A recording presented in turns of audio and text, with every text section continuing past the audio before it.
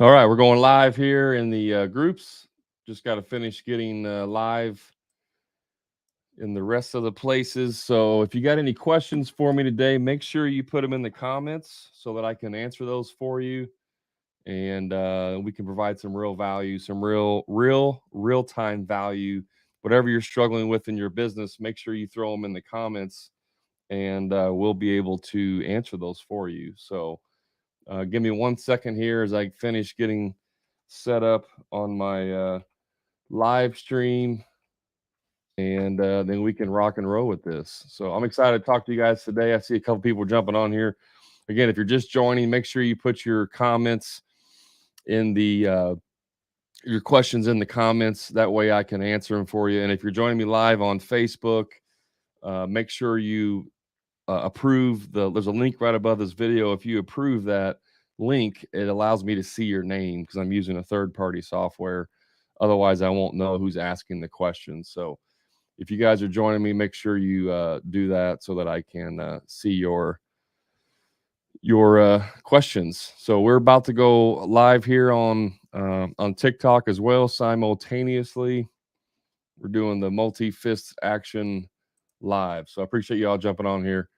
And then we're gonna get going here on the training. So hope you guys had a great weekend, and everything is going swimmingly for you this week. Hopefully you got some good plans this week. Get going. I don't know why I'm not showing up here. So that's weird. Oh, I do know why.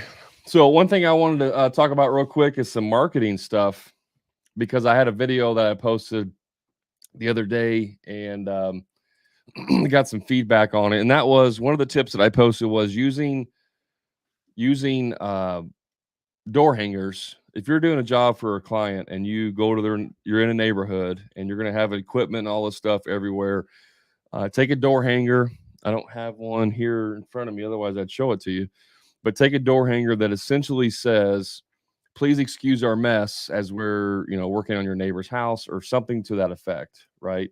So if you do that, and then you go to the 5 neighbors or the 6 neighbors, depending on where the house is and location, and you go hang that on their door, you could also use that as an opportunity to knock on the door and say, "Hey, we're working next door. If anything happens, if you see, if some debris or whatever shows up in your yard from trash or whatever it might be, please let us know, and we'll come take care of it right away." That's just being a good steward to your neighbor's property. And then the person that you're working on is going to appreciate that, because now not only are you taking care of their property, but you're also taking care of their neighbor's property.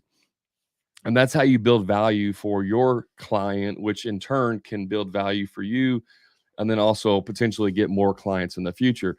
But a question that came in from somebody was, well, in some areas, in some neighborhoods, they won't let that. They won't let you. They call it soliciting, even though it's technically not soliciting, but some places may fine you or it's illegal.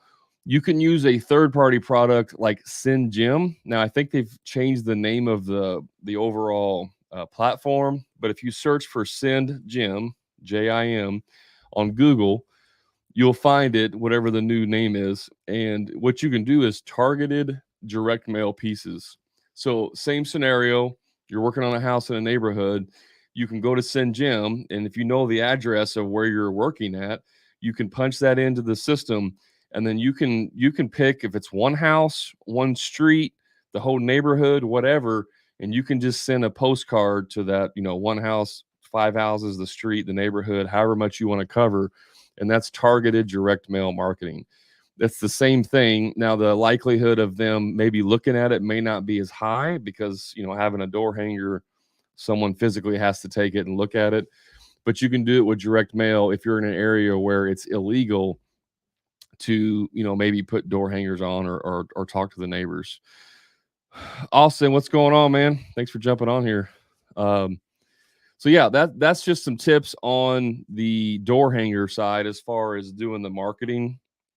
There's another conversation that I had, And we're talking about marketing right now and some creative ways of doing marketing. If you guys are just joining me, make sure if you have any questions, throw them in the comments and I'll be happy to answer them for you. I want to provide some real value, some real answers, some real actionable steps that you guys can take in your business. So if you have anything you're struggling with, doesn't have to be marketing related. It could be sales, business operations, whatever. Throw them in the comments, and then that way I can answer them for you. But the other thing is uh, leave behinds. Let's say you go do a job for a client, you get done, everything's perfect. Like, do you leave something behind? And if you do this now, throw it in the comments too, because I want to know what you currently do. Sometimes I can get, there's new ideas I never heard of, and then other people that are watching can also benefit from that. So some people will leave behind, like tumblers with their logo on them, or maybe they leave I've in when we did our handyman stuff, because that was one aspect of our business, I always left behind notepads, and I don't know if I have any. Yeah, I got one right here. So I would leave behind a notepad that was a to-do list. And it literally was a usable to-do list, but at the bottom it just said, just hire us. So this was just a notepad, and we left this for just the small jobs, like just the small, under $500 jobs. We leave them a notepad, and everybody likes this because it's an actual checklist that's usable. But if you're doing higher end stuff, if you're doing $5,000, $10,000, $100,000 jobs, and you want to leave something behind that's more memorable or has more value, there's lots of different ways you can do this. Now, here's one mistake that a lot of contractors make, and they don't understand why this is a mistake. So I want to explain this.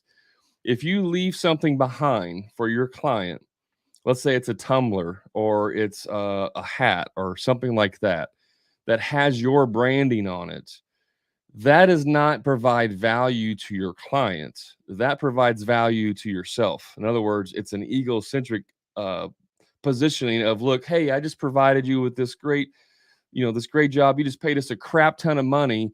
If you wouldn't mind, keep promoting us by taking this tumbler to work, right? That's basically what you're doing. So I don't like certain things. Like, even though I wear a hat like this, I'm not a hat collector. So if you give me a hat with your logo on it, it's probably going in the trash, or I'm giving it away to somebody else, because that's not something that I want. I have a whole cupboard. Did I say that? Cupboard. I have a whole cabinet. Like, there's 20 tumblers in there that every time we go to a trade show, or my wife, somebody gives her stuff, that have all these businesses logos on them, because that's what they think people want. I'm not going to take your tumbler and then take it everywhere with me, so it has your logo on it, so it promotes your business so that you can get more leads from it. Okay. That is not the type of leave behind that you want to leave your customers with. If you haven't read the book Giftology, I highly recommend that you read that. It talks about in there how to give gifts. Now, there's different levels. So for me, and what I did in my business, if it was a small job under $800, they would get a handwritten thank you note. And then depending on the customer and the situation, they may or may not get like a $10 Starbucks gift card, right? That's totally up to you. But I had an automation set up so that if it was under $800, they got there was a task sent to us to write a handwritten note. If it was over a certain dollar amount, they would get something else. And then, if it was really high, they would get something else. So if you want it to be memorable, find something that they like or enjoy, or something that's going to leave a lasting impression on them. So for example, let's say you're doing work for a client and you're there for 6 weeks working on their bathroom or kitchen or whatever it might be. And they have kids, okay, and their kids really like books, like they're younger kids and they really like books. You need to or you can give them a book, like a very, like, whether it's a rare book or just your favorite book. Maybe you had a favorite book when you were a kid. You had a favorite Dr. Seuss book, Green Eggs and Ham. Just giving them that book and saying, hey, this was my favorite book growing up. I thought maybe your kids would enjoy it as well. and you could put a little thank you note in the cover, like thank you for your business. That will do 10 times the effect than giving someone a tumbler with your logo on it. Because every time now their kid reads that book, or you read them, the client reads that book, it's going to trigger the memory of where they got the book from. Now that's a very basic example. You can get more creative with this. Let's say that they like smoking cigars. The guy likes to smoke cigars. Through the purpose of while you're working there, yeah, thanks, man. While you're working there, you find out he likes cigars, and you kind of figure out what brands they like. You don't have to be a cigar connoisseur to go and buy a 20, 25, 40, $50 cigar and then give that to him, right? As a thank you.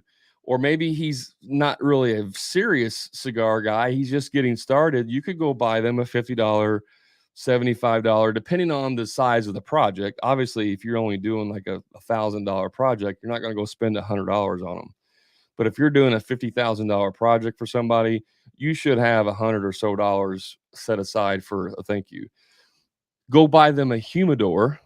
You could have it go buy a humidor. If they don't have one, then have their name and information put on there.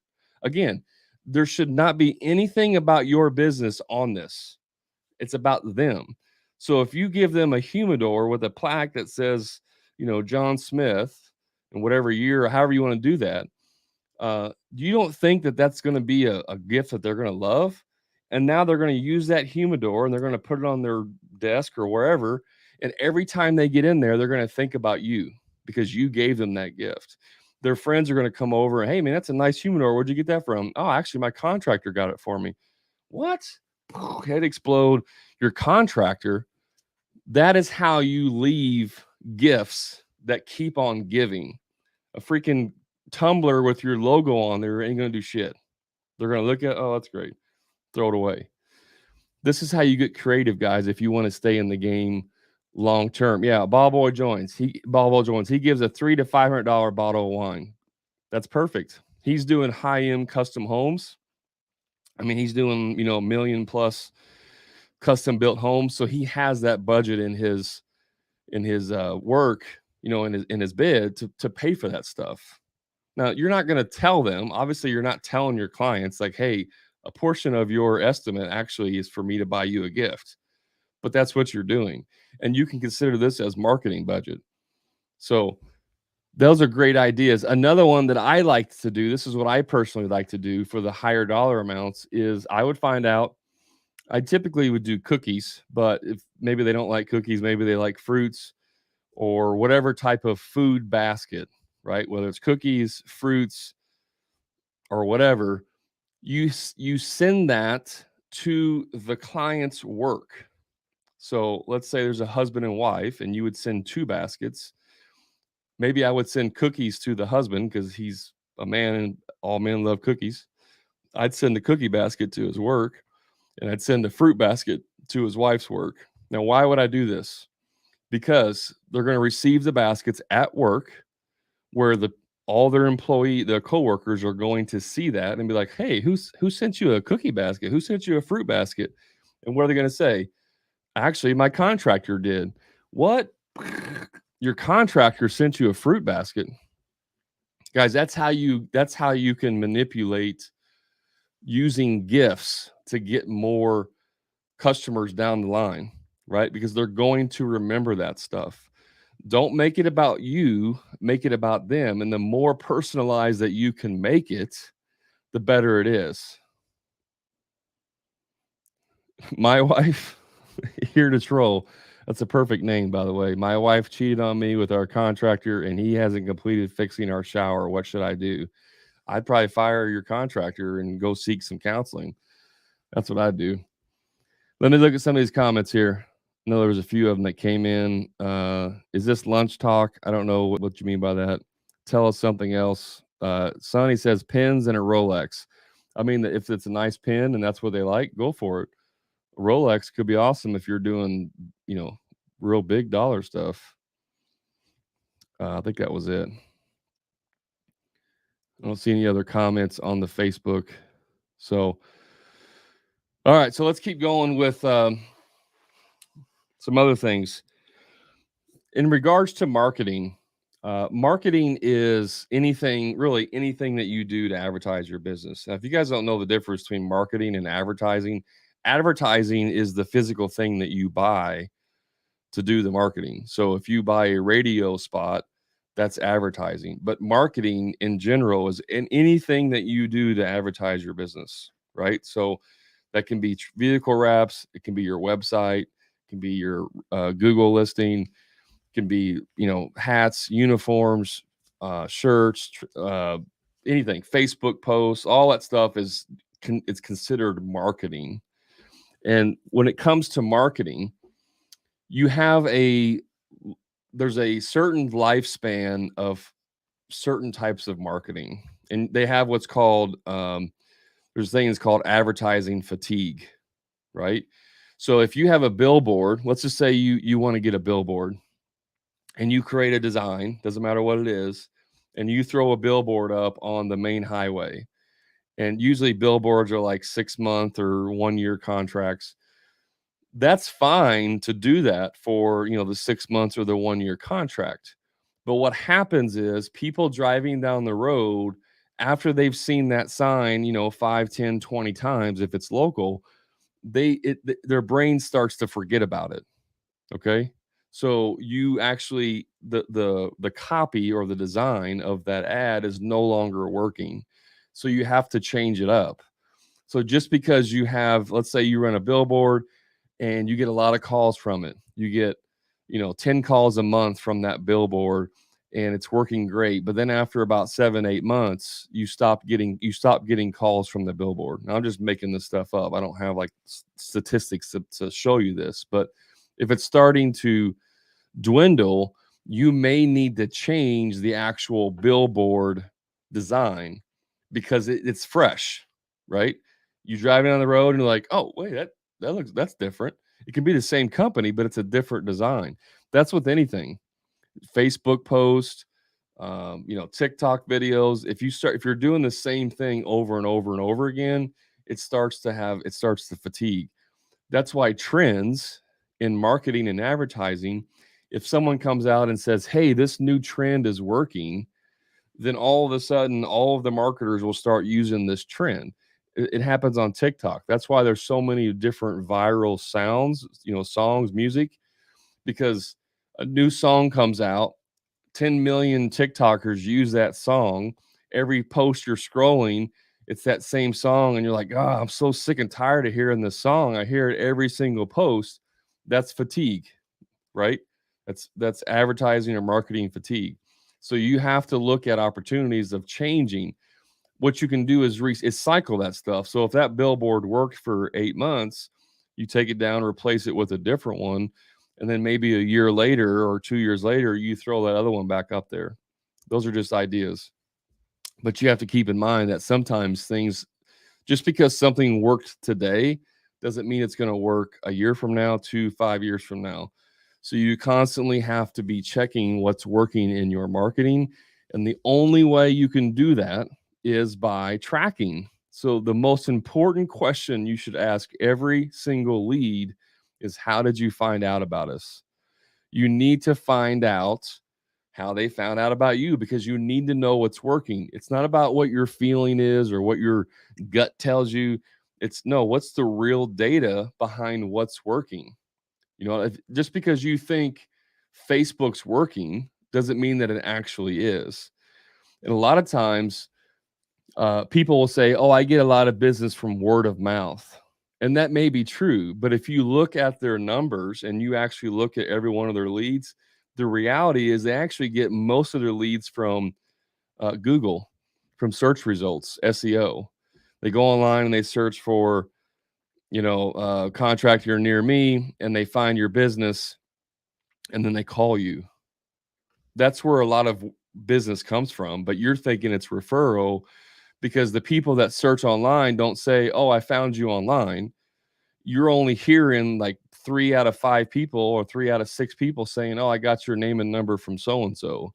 And so you're just like, oh, yeah, A lot of people tell me that they heard me from other people, so referrals are my only source or best source, and that may not be true. You actually may be getting more people from web searches, internet searches. That was the case for me. Most of my business came from internet because I dominated on the internet in my local area with my website and SEO practices and Google pay per click. I use Google pay per click a lot to supplement that.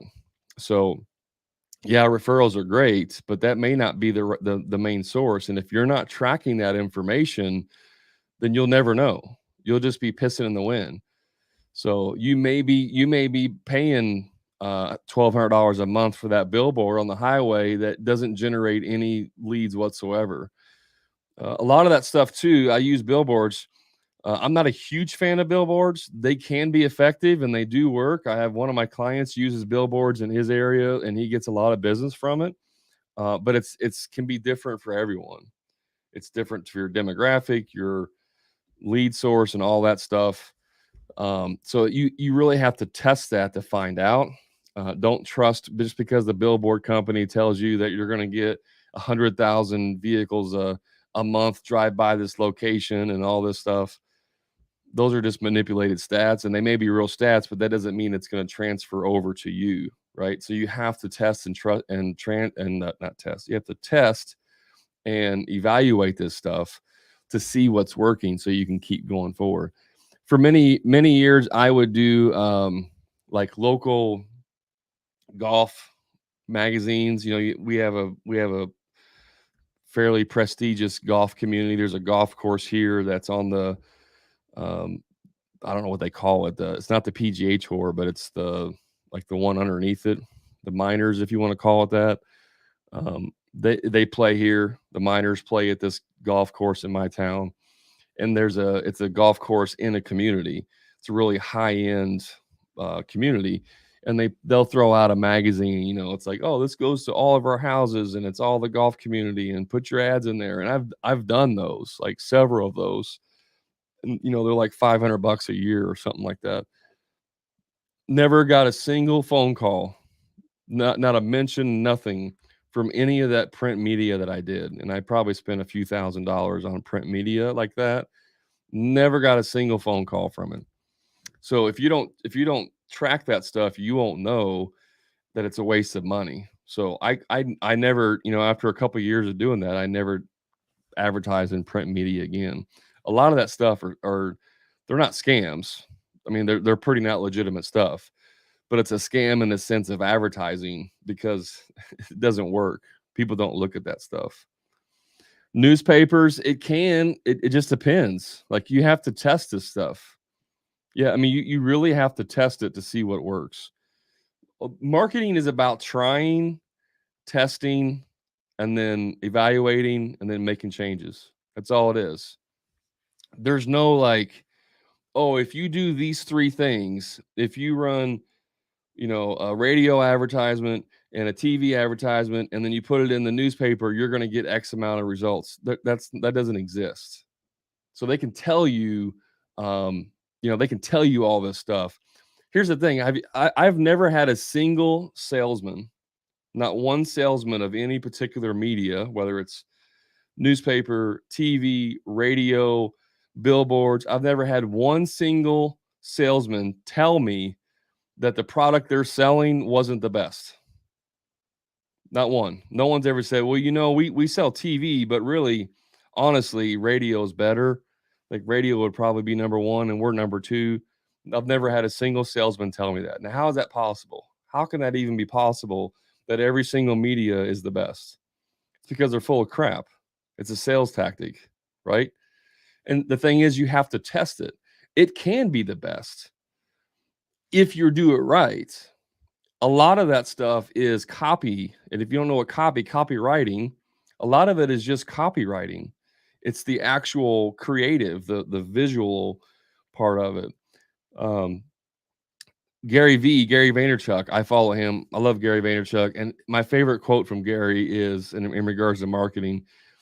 He says, if you run Facebook ads and it doesn't work for you, it doesn't mean that Facebook sucks. It means that you suck at Facebook ads.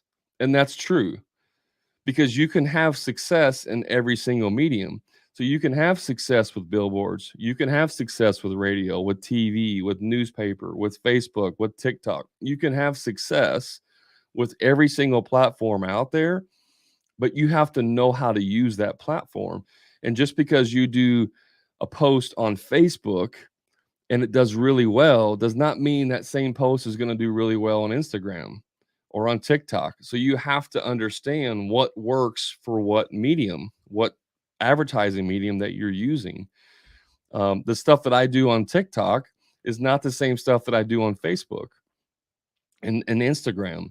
And there's a big shift in Instagram right now. Instagram is trying to compete with TikTok, but the users, the people that use Instagram are saying, no, please, all we want are photos. Instagram used to be a photo app where you would post pictures and people could see the pictures. And then they wanted to add video. And now they're trying to compete with TikTok. And the Instagram users are saying, no, please bring back photos. We don't want video. We want photos. It's a photo app. And Instagram is ignoring them. So eventually, Instagram will die because they're trying to compete with someone else instead of staying in their own lane for what they're known for and using that to their advantage. TikTok is not a photo platform. Just like TikTok's trying to come out with stories. Stupid. People don't want to use stories. They don't want to see the little short stories. There's nothing wrong with the TikTok video platform now, but they're trying to add stories to compete with Instagram. That's the stupid way of doing business. So you need to figure out what works for you, what platform works, what ad copy and creative works for you, and then use that in your business. And here's a tip about ads. If you're running, let's say you're going to run a Facebook ads, you want to run Facebook ads for your business. You don't just create one video or one post with one description or ad copy, run an ad to it for 6 months, throw some money at it, and then go, well, I tried it for 6 months. I put $600 in there, $100 a month, and I didn't get one single person call me. That's not how you run ads. You run ads by creating 5 to 10 different ads and you split test them. So let's say you have one ad and the creative is about, let's say you're a landscaper. So you run up, do an ad copy or the written part of the post is about creating a patio, like a hardscape patio. So you have some ad copy about hardscape patio, and then you have a picture of a patio that you built, right? That's one ad. Then you get the same ad copy and you put a different picture of a patio. That's 2 ads. And then you run the same copy and you get a third picture of a different patio, or maybe you run a video this time. That's a third version of it. And then you run a different ad where you have the same pictures, but you have different ad copy. So you write a different version of that ad copy. It can be similar, but it's different. And you can run 3 more ads that way. That's 6 different ads using 2 different ad copies and 3 different pictures or videos, right? That's 6 versions of an ad. And you run all 6 of those at the same time. And you only put like $5 a day or $10 a day to each one of those ads. And you run them for 24 to 48 hours. And after that time, you go back and evaluate. And within Facebook, there's all kinds of information that you can look at, and you simply look at what's working and you go, oh, this post right here is dominating all the other 5, right? Because you have 6 versions. One of them is standing out above the crowd. Like this one is getting much more engagement and responses and comments than all the rest of them. But there's another one, that's the second one, that's also doing pretty good. So you you keep those 2 and you turn the other 4 off. You just turn them off. So you've only wasted, 10 to $20 over a 24-hour period. But now you have 2 creatives that work really well. And then you take those 2 creatives and you create 3 to 4 other ads using those same versions and create new versions. The guys that are super effective, have great results with ads, some of those guys have over 200 versions of ads. They've gone through 200 iterations of ads to find the 1 to 5 that work extremely well. that they can just turn on and basically print leads with it. That's how you do marketing, guys. It's a lot. This is why marketing companies exist. That's why there's companies and people out there that specify in marketing. And then you need to get super niche into construction. So if you're looking for like an ad agency or a marketing agency or someone to do ads for you, don't just get someone who's had great success in, for realtors, or they had great success for dentists. You need to find someone who's had success in construction and even honestly, even your trade. So if you're a plumber, I would look for companies that have great success in plumbing. All right. So that is like marketing. It doesn't have to be hard in how you do it, but it can be very complex and very detailed if you want to get really, really, really good at it, right? There's different levels to marketing, just like there's different levels to construction. You can be a one-man guy that does handyman work and make a decent living. But if you want to grow and scale it and become maybe you want to have franchises and you want to have 20 different locations, that's a totally different game than one guy that wants to do it by himself, right? There's different levels to it, just like there's different levels to marketing. You don't have to be a marketing expert to do marketing, but that's how you do marketing. So don't look at it as, oh, marketing doesn't work. I tried it one time. I put a billboard out in some rural area that no one drives down and never got a single call. That doesn't mean that billboards don't work. You got to understand, if this stuff doesn't work, they wouldn't be in business. If billboards didn't work, there would be no more billboards, because eventually people would be like, this doesn't work, and they would quit buying it, and then there wouldn't be enough customers, and then they would go out of business because no one would pay for it. So the stuff works. There's one guy his business is not local to me. He's an attorney. He's an injury lawyer, which, everyone's like, oh, ambulance chasers. But this guy, he is in Kentucky, Ohio, and Indiana, and he has billboards everywhere. His nickname is the Hammer. Some of you probably know who I'm talking about. He's got billboards everywhere. You could drive down, 2 hours down one interstate and probably see like 6 of his billboards in that 2-hour period. I've been in Ohio, Kentucky, and Indiana and seen his billboards all over the place. I mean, I think his monthly billboard budget is like $100,000 a month. Like, I think someone told me that one time. He spends $100,000 a month on billboards because it works for him, right? So you got to figure out what works and then go with it. Let's look at some questions here. Some on Facebook. He's having issues with marketing. Another one said, we did a magazine last year, never got a call. We went back and found out that they never sent the magazines out. Yeah, a lot of that stuff scams, guys. The magazines, the menus. There's like some places that will put a little magazine and they'll set them on restaurant tables for people to look at, and a lot of that stuff scams.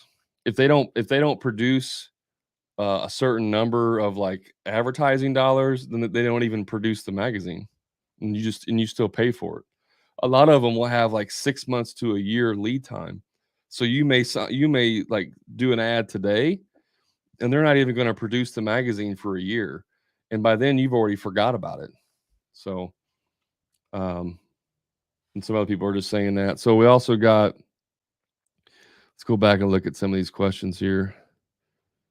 Ball Boy Jones says local supply houses will refer you if you build a relationship. Absolutely. I got a tip for that here. I'll come back to it. Younger folks on the computer, absolutely. Google LSA works for me, but PPC does not. That's interesting that PPC doesn't work. Plumber Man. I've had the most success with PPC, but again, it totally depends on your demographic. It depends on your market. It depends on all that stuff. If you're in a predominantly senior area, like a retirement area, and a lot of your clients are, 70 years old and older, a lot of them they don't even use the internet. They don't even get on Google. They don't click on the ads because they have this idea that the ads are like fake, like it's scam stuff. So it just depends on your demographic. It depends on the location you're at, the cities, and all that stuff. Bob Boy, my roofer and plumbing have got me the most work. thinking of trying a billboard. Plumber man, I'll tell you about billboards. Billboards are generally not a direct lead source. Billboards, for the most part, are another touch in the process. So, in other words, most people aren't going to drive down the road, see a billboard for a plumber, and then say, "Oh, I need to hire a plumber. I'm going to hire that company." Like that almost never happens. But what the billboard does is it reinforces in your brain that this is the plumbing company to call, especially if you have a very catchy billboard. And you have to remember, guys, the one thing that people do wrong with billboards, this is the same for bandit signs, yard signs that you put in the yard. You can have at the very most, like 2 pieces of information on that sign. I see people that have yard signs that have their logo that takes up 2/3 of the thing, the name of the business, and then a phone number below it that's so damn small you'd have to have a magnifying glass if you're standing in front of it. And when you have that on a busy road, no one's ever going to be able to read that number, right? So in that sense, you're really just reinforcing the branding, the logo, which is why having a logo is so important. But that's a whole other thing I'm not going to get into. But your branding, your logo is what you're really doing is reinforcing the brand, not the business. People aren't going to drive down the road and see a new concrete driveway poured and see your sign that has your logo on it and think, "Oh, I need to call that company because I need concrete." They're not going to drive by and then turn around and then come back and pull in the driveway and write down your number. They're not. No one's ever going to do that ever. Now, if you're in a neighborhood and there's foot traffic, that's different. Someone's walking their dog and they see that sign, then yeah, they may take a picture of it for later. But if you're getting drive traffic, no one's going to be able to see that. So billboards are the same way. If you have a billboard and you have 3 sentences of text on there and 3 different pictures and your phone number and all that, no one's ever going to be able to read all that and see it all. So you have to be super creative in your advertising because you have about 2 seconds to catch their attention and put an impression in their brain. So the billboard just reinforces it. That's why the hammer billboards work so well because there's so many billboards that like you're driving down the road and you see it 15 times. It just reinforces, reinforces, reinforces, reinforces. So if I ever get in an accident, automobile accident, and I need to have an attorney, probably going to call the guy because he's driven it in my head so many times. So you got to be careful with billboards. Like it's not going to be a direct response thing. It's just a reinforcement thing. So I wouldn't use billboards if you have a limited budget. I wouldn't use billboards unless you're adding it as another source for reinforcement, right? Like you're doing more of a market carpet the whole area marketing campaign. That's when billboards work good. Yeah, and it's for name recognition. That's good if you want to do it for that. But you need to have a good, solid brand. You need to have very good design. A lot of those companies, like the billboard companies, they have in-house designers, and you can rely on them, to design some of that. But you understand that people that work, like designers that work in that type of situation, they're not going out and testing design ideas. They're usually like new, like they just graduated from college and they have a little bit of experience, or they're not really very good at it, but that's what they want to do. Like you're not going to get the cream of the crop type of designs when you use in-house designers. Not saying they can't be effective. I'm just saying they're not going to be the best of the best. So hiring someone independently, like hiring a high-rated designer who specializes in not commercial, in construction type ads, that would be a better route. And it's probably going to cost you a lot more money. You may have to spend, $500 or $1,000 to have a billboard designed by a professional, but that is going to be so much more worth the value and return than using the in-house designer at those places. It's just like anything else. You get what you pay for. So you have to understand that there is value to what you're using. contractors are notoriously taken advantage of by salesmen because we're so busy. We're trying to run our business. We're doing production. We're working on the job. We're trying to take leads, do estimating and sales. We're doing all this stuff, and somebody calls and says, "Hey, Mr. Contractor, I am a website developer, and I just happened to look at your website, and there's 15 things wrong with it that we've identified. And I'd like to send you a free report if you're interested on how we can help you make your website better." And you're like, "Oh, that sounds great. I know my website sucks." And so they do their little free thing, and they're like, "Well, we can fix that for you for $500 a month if we can fix it for you." And you're like, "That sounds perfect." And then you get a crappy website, like, because we're looking for solutions to these problems that we have, and we're the first person that comes along that sounds like it's a good deal, we jump on it. And you have to be a little leery because the construction industry as a whole is hyper targeted by people like that. Now, you can have success from that type of interaction, but you need to know enough about marketing and about advertising and all these different things to be able to know if this company is full of crap or not. And you have to do your due diligence to research it. So let's go back to some comments here. Let's see. Catchy, progressive. Yeah. You can, oh, what's that? It would be just logo, name, phone number. That's fine. But honestly, plumber man, they probably won't even get your phone number. I mean, people can't write down your number driving on the road. I'm not saying it's a bad thing to put it on there. I personally would put my website up there before a phone number on a billboard, if and only if you have a very good website address. So another trick you can do if you want to get really good at this is go get a domain that's very catchy. So let's say you're a plumber and the domain and let's say you do a lot of repair work. If you could find the domain of ifixleaks.com, I would go buy that domain, throw it on my billboard, and then just forward that domain to your website. So maybe your website is, plumberman.com. That's fine. But plumberman.com does not, I can't remember that driving down the road. But if I see one that says ifixleaks.com, I'm like, genius. I can remember that. ifixleaks.com.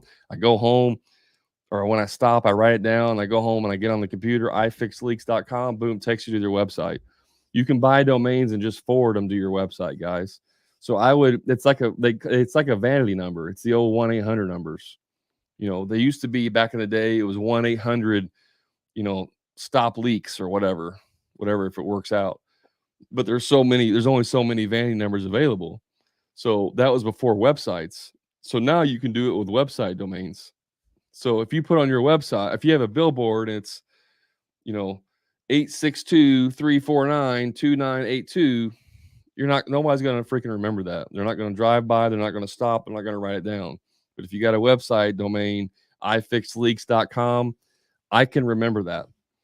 So that's the tip for that. If you want to use that type of stuff, come up with a catchy. I had 5 or 6 different domains.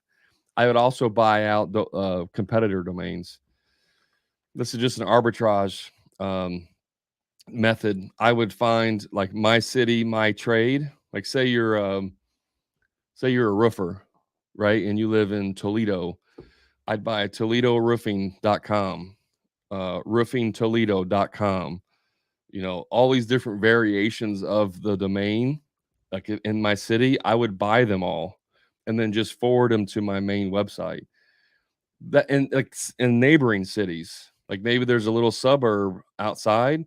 Maybe the suburb is, I don't know what's around Toledo, but let's say there's a suburb. It's like Johnstown roofing Johnstown, and there's another suburb that's Jasper roofing Jasper. I'm going to buy all the domains around the city, and anything that has remotely to do with my business, I'm buying all those domains. Why? Because I can advertise those independently, or I can prevent my competitors from buying them. Like that, it just depends on how serious you want to be on your game. Like how much do you want to dominate your business and dominate your competitors. I came of the sense that I wanted to be the best, and I wanted to put everyone out of business. Like, that was just the level of domination that I wanted in my construction business. And so I used technology to leverage that. In my town, I was one of the first contractors that had a website. Like one of the first. I started back in 2009. I was one of the first contractors in my town that had a vehicle wrap, a full-blown vehicle wrap, not graphics on the side, but a full vehicle wrap. So I've always been on the cutting edge of doing things. I was one of the first contractors that started using Google reviews. I had more reviews than anyone else. So anytime new technology comes out that can benefit your business, don't hide from it and say, well, I'm not very good at technology. I'm old and all these young fangled kids. I don't get it anymore. You can't do that. If you want to dominate, you cannot have the mentality of, that's just one more thing that I don't have time for. You have to make time for it. Every time a new social media platform comes out, if it was at first it was we had Facebook was the main one, and then we had Instagram and Twitter and all these different ones, and TikTok, and there's a bunch of other ones, Parlor, Telegraph, or is it Telegram? I can't remember now. Every time a new social media platform comes out, I go and I grab my username from that platform. I'll never use it, but I don't want anyone else to have access to it, because I don't know, in 3 years, Instagram may blow up again and now it's the new thing. So I have that already in place. So if in 3 years it starts blowing up again, I can just start posting on Instagram. So do things like that, and you can come up again, you can take over certain usernames. If you're a plumber, you could take over Instagram. A new Instagram platform starts. You go get the username, I fix leaks. And now you have that username. It's a vanity name that you can now use to promote your business, right? This is just marketing. Like, we're just talking about one aspect of your business. Somebody on Facebook says, I hope this is a recording so I can finish. Well, yeah, it is a recording. You'll be able to watch it later, guys. TikTok, I don't have a recording, although I am starting to post clips of my lives and other videos in my podcast. I just hired a full-time video editor 2 weeks ago. So you'll notice that a lot of my TikTok videos will start having different captions and different edits in there. And that's simply so that I can maximize my time that I have available. I'm not suggesting as a contractor that you need to hire a video editor, but I can tell you right now that video is a huge, huge, huge component in construction, especially on platforms like Facebook. The thing that's great about TikTok, if you want to create TikTok videos, is you can repost it. So you can make a TikTok video, then download it, and then repost it on Facebook or Instagram. But Facebook still does really well for construction companies for posting stuff of your video. I love going live on Facebook for my videos in construction, because I can show up, like, say I'm doing a bathroom remodel, day one. All right, guys, pretend this is my phone. Hey, day one, we're starting this new bathroom project. We're going to get going on this. We're going to be doing this, this, this, and this, and I'll keep you posted. And then every day or every other day or 3 times a week, here we are again. Look at how much the plumber got done today. We're going to have we're doing a nice custom blah, blah, blah. And we're going to have this. And you're just walking them through that, because it's behind the scenes stuff that people like to see. That's engaging things that people want to be a part of. And so going live on Facebook is very helpful. I started going live on Facebook years ago, like when it first came out, and I was scared to death. I mean, freaking terrified of going live. And I sucked at it, like really, really bad. I sucked at it. But like anything else, you get better the more you do it. So don't be afraid to try things. Again, with marketing, it's all about trying, evaluating, adjusting. That's all it is. You try something, you evaluate the results, you make adjustments, and you repeat that process over and over and over again until you finally narrow it down until these certain things that worked great. Raphael, we're talking about marketing. We're just talking about marketing. When you try different things on marketing, you have to test it, evaluate, adjust. So that's what we're talking about. Any other questions that came in? Any other questions? No more on social. So we got about 10 minutes left. If you guys have any questions for me, drop them in the comments. Pricing. Okay, Raphael, we talked about this on Friday. What do you want to know about pricing? I'm more than happy to talk about it. What do you want to know about it? Give me some more details. And while you're doing that, I'm gonna take a drink. I got to get my gallon of water in the day.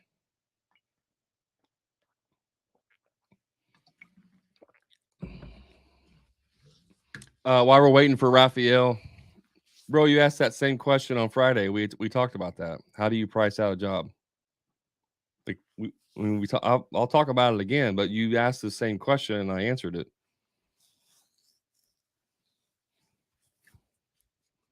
Okay, well, specifics what? Like, give me specifics on what you're talking about. I can't give you specifics unless I know specifically what you're talking about. Okay, you left. That's fine. You left. So give me some specifics on what you're talking about as far as pricing. Don't just say price a job like that, dude. That could mean 100 different things. An example would be like, how do I know how much labor to charge? Or materials are easy. Materials are whatever the cost is. However many you figure out how much materials you need. That's your cost, and you take that times 2. Markup is times 2. This is the easiest formula, guys, to be successful in business. Your labor plus materials plus subcontractors, right? Whatever those costs are, not any profit, what your cost is.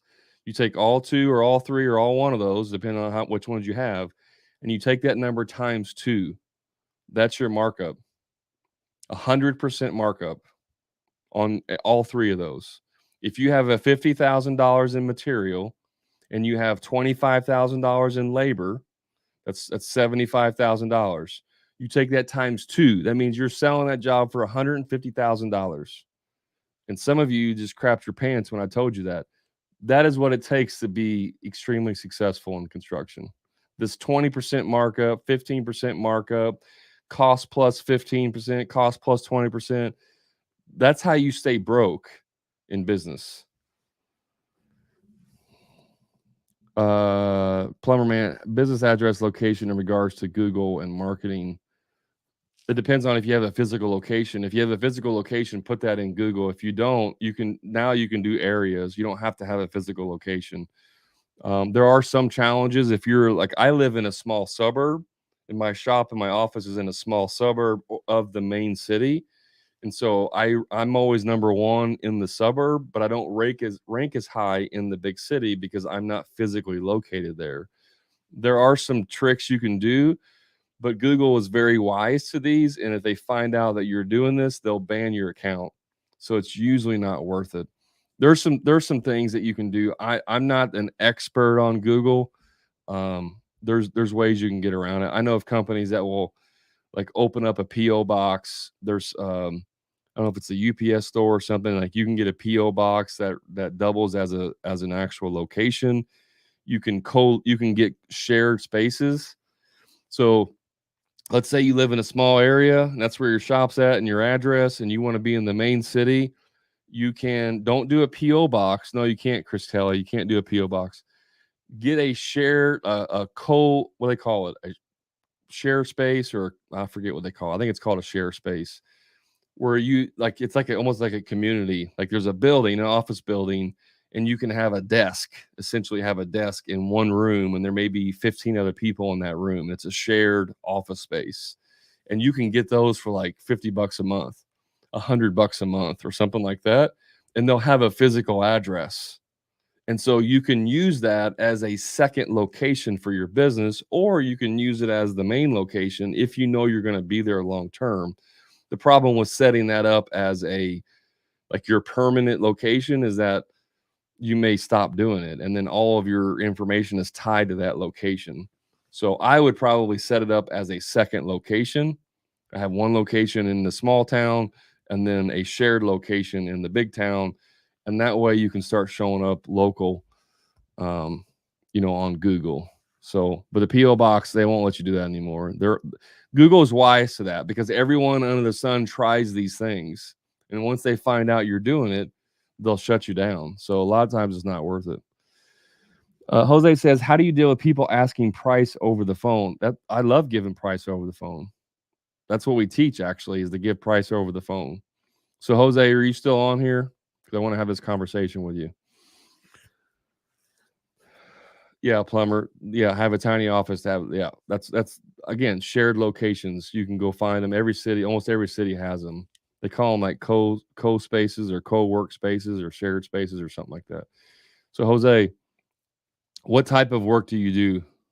Just what I mean, are you a plumber? Are you remodeling, tile, landscaper, painter? Like what do you do? So I want to tailor it to you. And then I'll explain how we do this with the given price over the phone. Now there's really two different types of price questions. One of them is pretty much going to tell you that they're not going to be your customer because of how they ask it. The other one is actually what I teach my clients and how to do it so that you can save your time. But yeah, Jose, if you can put in there what's your trade? What do you do? Because I want to make sure it's specific. Raphael, because it saves time. Nobody I love going out to people's houses and wasting an hour of my time to find out that the customer doesn't want to pay that much, said no contractor ever, right? So we got Jose does commercial plumbing and well, so you do plumbing, and then Raphael also does plumbing. So we got both of you guys do plumbing as part of your trade. So someone calls you if someone calls you and says, "Hey, I need to have a water heater replaced. How much do you charge? How much does that cost?" Just tell them. Well, it depends on, are we doing a tank or tankless? Oh, tank. Okay. Do you know what size by chance? It's a 20-gallon. Okay. Most installs are between, and I don't know the prices. I'm just making this up. Most installs are between $1,200 and $800. Okay. Thank you. Click. You didn't waste your time to go out there and try and solve that problem, right? So you can do it over the phone. If someone's calling you and all they care about is price, they're probably not going to be your customer to begin with. Um, is that what you're talking about? Like those types of pricing calls, or am I missing it completely different? Or are you talking about something totally different? I want to make sure I give you the right information. So let me know if that's what you're talking about, or if that's totally different. Yeah. What is the reservation about giving price over the phone? Like, why don't you want to give price over the phone? Do you think it's because you're gonna tell them $800 and then you get out there, it's actually 1,500 and you missed a bunch of stuff? Raphael, when you figure out the labor on job cost, do you add overhead to your labor? No, no. So this is it depends. If you're a one man only operation and you do predominantly by the hour, so if you do repair work and you charge say $100 an hour, $150 an hour, if you only do hourly work, then yes, your overhead is factored into your hourly work. Okay. If you're bidding jobs, like this job's going to take 10 hours and this X amount of materials, then you don't put your overhead into that bid. Your overhead comes out of your gross profit. That's why you take it times two. So if you have a $500 in labor, $500 in material, right? That's $1,000 is what it costs you. You take it times two. So you're going to sell that job for $2,000. When the job's over, you look at your numbers, you job costed, which by the way, you should job cost every job, and you see, okay, did it actually take $500 in labor and actually $500 in material? And if it does, if that's what it costs you, then that means you made $1,000 gross profit. Then your overhead comes out of that, and whatever's left over is your net profit. That is how you do proper estimating. Now, there's a fully burdened labor cost that a lot of people put into overhead, and it's really not overhead, it is a labor cost. And what do I mean by that? That's your vehicle expenses, gas, insurance, uniforms, cell phone bills, um, tools that you buy, like special tools. What else? Could be vacation time, bonuses, like those things. If you have employees, those things are burden costs. What that means is that they only cost you that burden if the employee is working for you. That is not an overhead expense. So if you have a lead guy and he drives a company truck that you provide and you pay the gas and the insurance and the maintenance and all that stuff, that cost only exists because you have an employee working for you, and that employee only exists because you're doing jobs for a client. So therefore, all of those costs, your employees' costs and your vehicle costs and all that stuff associated with it, you only have that expense because you're producing the job. So those expenses are tied to the job. Yes, Raphael, labor and materials times two. So you may pay a guy $20 an hour. That may be what you pay him. And then with your employment taxes and all that stuff, FICA and all that crap and all the stuff you have self-employment you got to pay to have that employee. Let's say it's $26 an hour. So you pay him $20 an hour. All the extra tax bull crap is $6. So he costs you $26 an hour, right?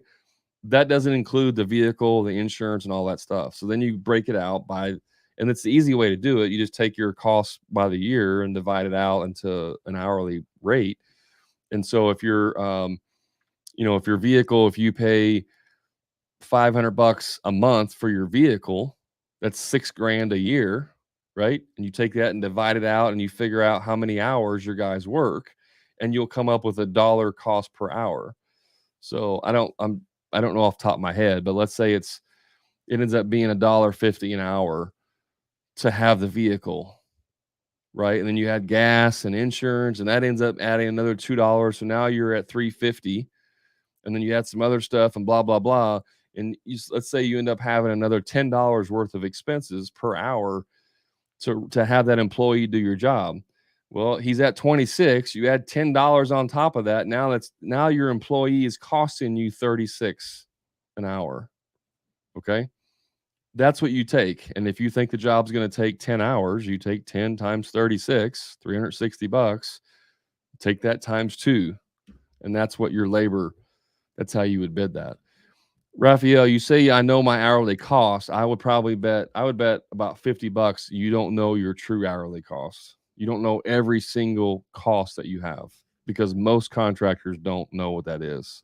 They think they know what it is, and they may be very close, but most of them don't have an idea. But if you do, that's great. I mean, kudos to you. I created a labor burden cost worksheet. If you guys are interested in getting that worksheet, you can go to my bio, my profile, and there's a link in there. I do charge for that worksheet. It's only $39, but it's well worth it. I promise you, it's well worth $39, because it'll probably make you 5 times that much on the first job you use it on. But it helps you figure out what your employees cost, and it's only if you have employees, by the way. But it will tell you what your costs are, and you can spit it out. And if you have teams, you can spit out and how much your team costs you per hour, per day, per week, per year. It spits all that information out. So if you're interested in that, you can go to my bio and pick that up for $39. Well worth it, I promise. We're over our time for today. I hope I answered your questions, Raphael and Jose. You take your labor and materials times 2. That'll give you your gross profit, and take your overhead out of that. And if you do that and you get on average a consistent 50% gross profit, you will do very well in business. You will have a very, very healthy business. I promise you. unless you have extremely exorbitant like overhead, like you went out and bought a $150,000 pickup. You know, that's just not very smart business sense. But if you have what I would consider average overhead cost, you'll be very well with a 50% gross profit, like really well. If you guys run into problems selling jobs at a 50% gross profit or 100% markup, this is why I created the Profit Club, is to teach contractors how to do this. And we do it over the phone. So you don't have to go out there and waste your time meeting with clients in person only to find out your price is too expensive or they want it done tomorrow and you're booked up for 3 weeks. This is what we teach. And so if you want help with that, let me know. That's what I created the Profit Club for. So I appreciate you guys for jumping in today and watching. If I'll be live again on TikTok on Friday. I will let you know next week and possibly the week after I will not be going live. I'm actually having surgery on Monday. Nothing major, but I'm having nose surgery. So I'm going to be out for at least a week, maybe two. So I won't be having any lives. So oh, actually I take it back. Friday I will not be having a live. So this is the last live until for maybe 2 to 3 weeks. So I appreciate you all jumping on here, and hopefully you got some value from it. And if I can help you out anymore, reach out to me. I appreciate you all. Have a great day. Thanks.